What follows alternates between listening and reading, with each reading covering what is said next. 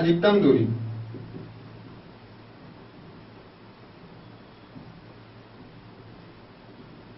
अधिकतम दूरी क्या होगी?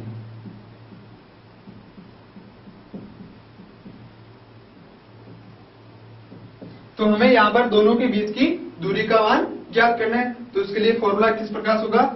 D इक्वल 2RH1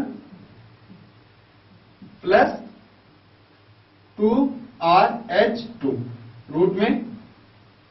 ये इसके लिए फॉर्मूला होगा जब हमें एलओसी विधि के द्वारा मान ज्ञात करना हो और दो मान दिए हो, अभिग्राही एंटीना की ऊंचाई और प्रेक्षक एंटीना की ऊंचाई। तो यहां पर H1 और H2 ये दोनों मान ही अलग होंगे। तो इसका किस प्रकार से ज्ञात करेंगे?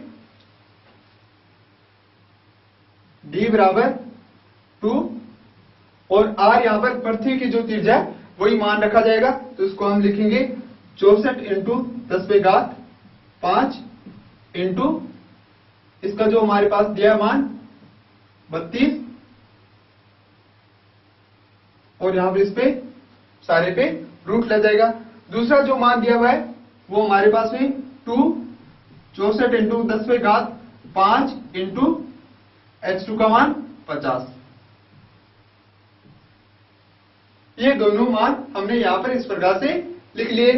अब हमें D का मान ज्ञात करना है। तो सबसे पहले जो रूट में उनका मान निकालेंगे।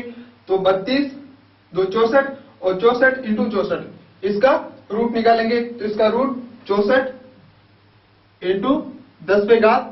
अब 10 के घात 5 पे हो नहीं सकता तो 10⁴ कर लेंगे और 10⁴ का 10�2 होगा। तो यहां पर 10�2 और 10 यहां पर इसका रूट में बच जाएगा। तो 64 इंटू 10�2 रूट में 10 इधर की तरफ यहां पर 80 इंटू 10⁵ और रूट 10 ये इसका मान प्राप्त हो जाएगा।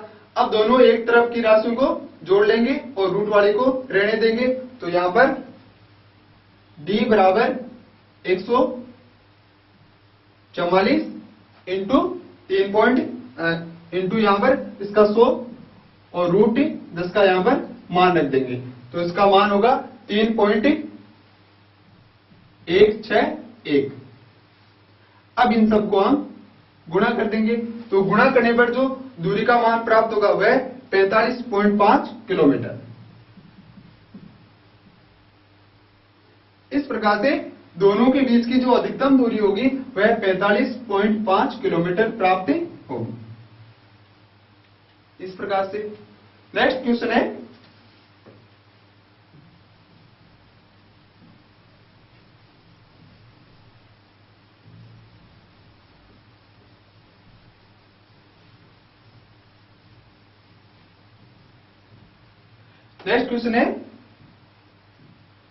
इसमें हमें आयाम के मान दिए हुए हैं अधिकतम और न्यूनतम किसी मोडुलित तरंग का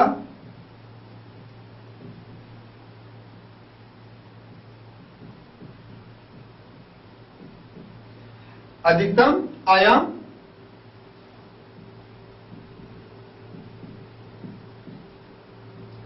अधिकतम आयाम 12 वोल्ट है और न्यूनतम 8 है। आयाम यहां पर इसका 10 तथा न्यूनतम इसका जो न्यूनतम मान है वो यहां पर 2 वोल्ट है।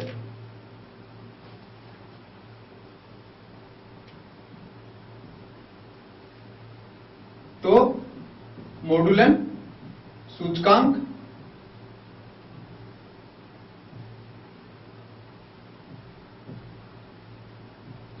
क्या होगा? तो यहां पर हमें मॉडुलन सूचकांक का मान ज्ञात करना है। तो इसके लिए फॉर्मूला किस प्रकार से होगा? म्यू ये यहां पर इसका सिंबल है मॉडुलन सूचकांक का। तो इसके लिए formula E maximum minus E minimum. ई मैक्सिमम प्लस